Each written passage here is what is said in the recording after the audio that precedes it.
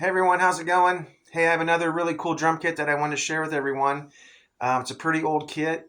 Kind of dating this kit probably in the 70s, early 80s, and it's a CB700 drum kit. And so I'm not real familiar with these drums, and over the course of looking at drums, I have seen these drums come up for sale. But one of the things I remember in some of these ads is that these kits were kind of less expensive kits, and they looked like they were older kits. And some of the stuff I'd read on them is that they were kind of a cheaper kit, beginner type kit back in the 70s and 80s. So that's kind of the things I had going on when I first saw this kit come up for sale. But I'm glad I made the purchase and getting it because I got a pretty decent deal on it. And the more that I'm getting to know these drums, I'm looking that I found something really special with these drums because they've got some unique features on them that I wanted to share with everyone. And I'll kind of get to those in a minute. And I'll kind of take a tour and walk you through some of these pieces on the drum kit and show you some of the rare finds kind of that I found over the course of the last couple of days. But I kind of wanted to go over at the beginning, talk about the name CB700. CB stands for Charles Bruno, and he was the manufacturer of these drums. But Pearl Drums actually produced these kits in the 70s, and they were stencil kits, and they were made in Japan kits. And at the time, they were considered beginner budget kits, and but they had high quality about them, which made them nice, and people were buying these kits. The neat thing about these drums, I'm going to get into the sizes of them. The upper tom is a 13 by 11.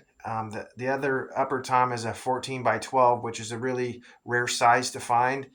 The kick drum is a 22 by 16, and the floor tom is a 16 by 16. So, in doing my research, having a 14-inch tom in a CB drum kit is extremely rare, and it's extremely a collectible kit if you have certain things going on, and that is one of them, having either a 14 or a 15-inch mounted tom.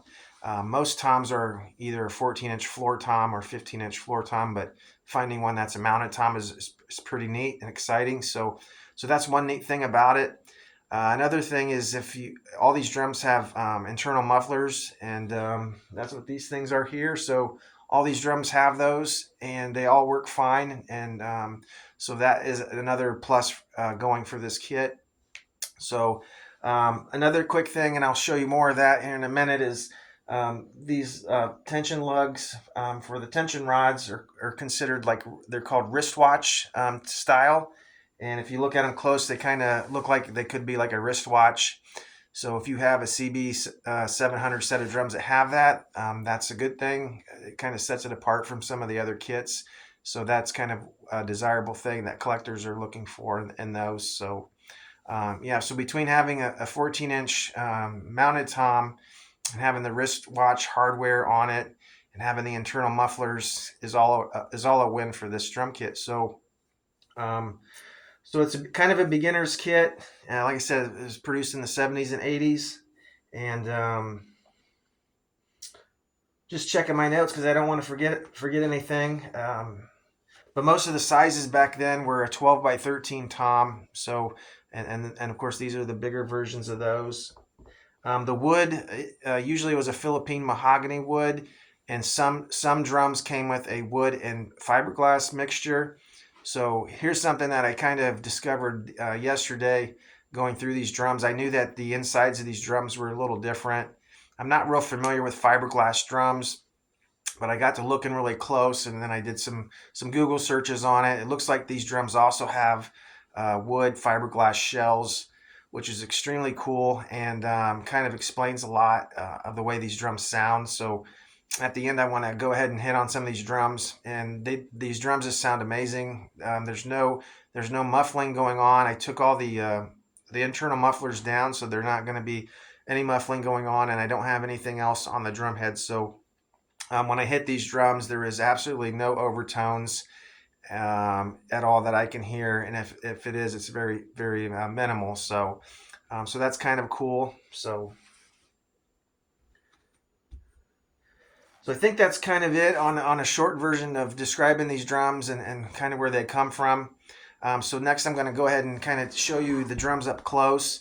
One thing that I'll mention is that these drums have seen some play, and they do have a lot of bumps on them and a lot of scrapes and scarring and stuff like that. They do have some bubbles in the wrap that I'll kind of show you. None of that stuff really matters to me. I'm okay with all that because these are almost 50-year-old set of drums. One thing that I'll mention is these tom arms. They're pretty much shot on here. I got these all set up the other day, and they all work fine. But if you could imagine these skinny little tom arms holding these giant toms up over the course of the life of these drums, I think they've seen better days. So if I would play on these drums, I would probably not use those tom arms, but they still work and they're still there. So I still find that there's value with that. I know that the one arm has a little bit of wobble to it, and I'll kind of show you that here in a second. And then one of the locks, the locking one of these things is stripped out, and I think I just need a new lug. I think the lug is stripped out, so one of these kind of just slides around. So not a big deal to me. So let me take you on a quick tour of these drums. And I do have a flashlight that I'm going to show you the inside of the kick drum, so you can see the fiberglass wood combination. And I'll do that first.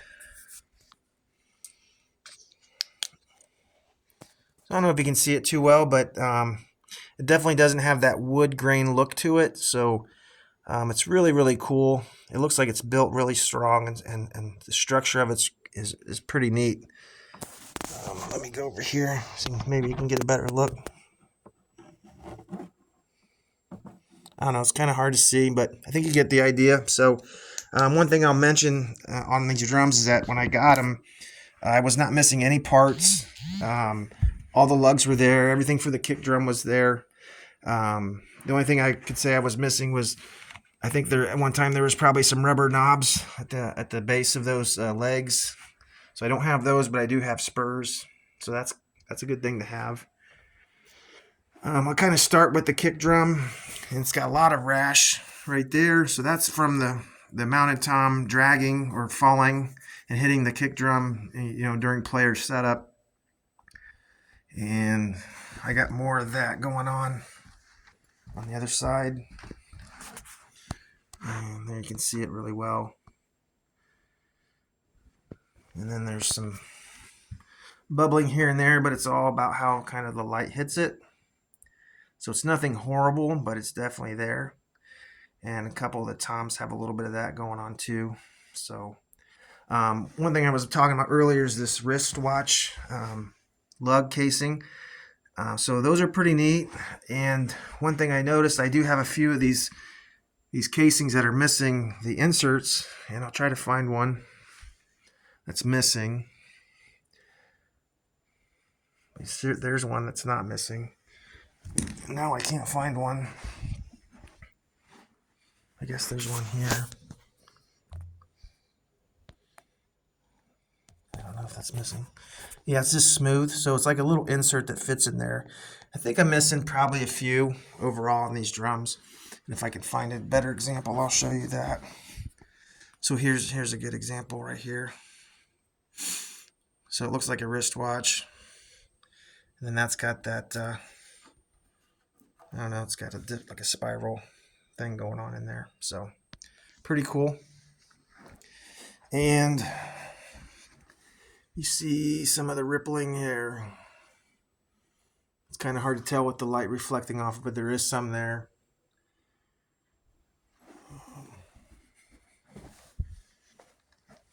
So kind of walk around the back of it. One thing I did want to mention when I got these drums, the seller had made a comment that the heads needed replaced and that they were bad. This is one of those situations where there was so much tape on the heads. I mean, there was literally, the heads were covered with tape. So I spent a majority of my time just peeling tape off and trying to clean these heads up. But you can still see some of the residue of the tape that I couldn't get off, and I didn't want to scrape it too much because some of the coating was starting to come off the head. But I got enough off where I'm real happy with how they turned out. I mean, I should have took pictures of how much tape they had on these drum heads. But But anyways, the ad was that they were needing replaced, but these drum heads are actually very good shape. And what was neat too about these drums is that the bottom heads all were these black dot drum heads, which are really cool. So all of these drums have these on there, and these drum heads could actually be batter side heads also if I wanted to switch them around or put them on a different drum kit if I wanted to. So, but anyways, so there's some hardware pieces that you can see. The kick drum itself, it came like this, and it already had a protective pad on there for the beater head. So that was cool. I didn't have to do anything with the kick drum bass drum head. Floor tom looks pretty good. I think it's got, I'm going to do a close-up of the badge. You can see that. And then on the drum, bass drum. So there's another shot of the tops of the heads. So floor tom cleaned up pretty good. Like the head was not too bad. I think it had a O-ring on it when I got it, so they didn't have much tape on it. So there's another shot of some of the rash. There's a shot of the muffler on that one. So pretty cool kit. I'm super happy that I found it. And one thing I was going to mention about these drums, and I don't know if it has to do with the wood fiberglass combination, but these drums are extremely heavy. So when you go to lift them and move them, you definitely feel how much heavier they are than a normal set of drums. So I don't know if that's just me, but these drums definitely have some weight to them, which I really like, and I think that has an impact on kind of how they sound. So I know a lot of the newer drum kits that I've come across, they're really light. The hardware is really light, but all this hardware I think is pretty heavy duty on them. And then I wanted to get a close-up of these things here so you can see them. And I'm going to show you how it kind of wobbles. I think I have it pretty tight. But you just tighten them with a tension lug so they don't really have a clamp system. So it's pretty neat. So this is like I said earlier, like a 50-year-old kit. It's in really good shape structurally. Wrap's got some dings and it's got some ripples to it, but the drums sound really good. I'm going to play on them here in a minute, and hopefully the phone will pick up the sound for it pretty good. So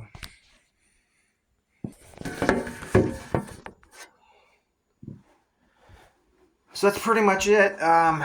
So I just want to make sure I don't miss out on anything. I know that when I'm not finished doing the things I want to do to these drums, but I was going to try to find a better bass drum head.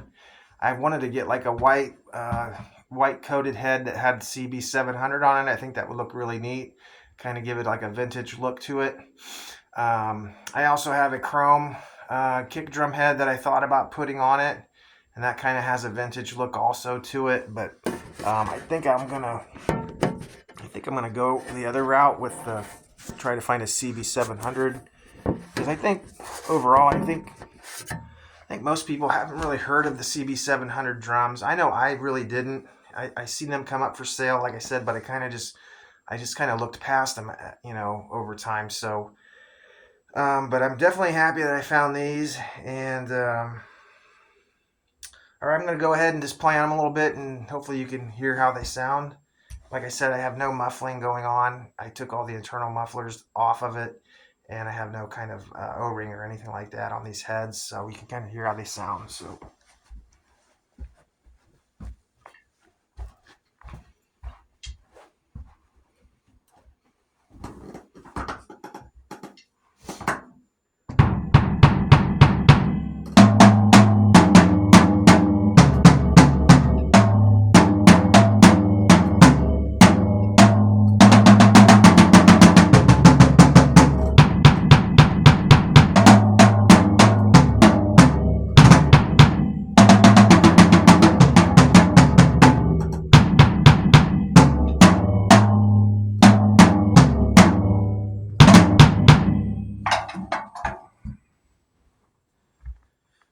right, so there's this CB 700 drums. So once again, this drum kit's from the late 70s, possibly the early 80s, but a lot of the stuff that I've read up on, it looks like this is probably a 70s kit based on the wristwatch style lug casings.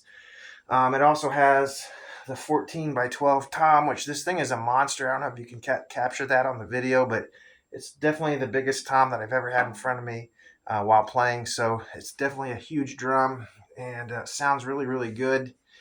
And then I just discovered the other day that it looks like it's got wood and fiberglass shells, which is really cool and really kind of rare. So with all that, I kind of did some like market research on how much these drums are going for, and they're really still not going for a whole lot of money in really good condition.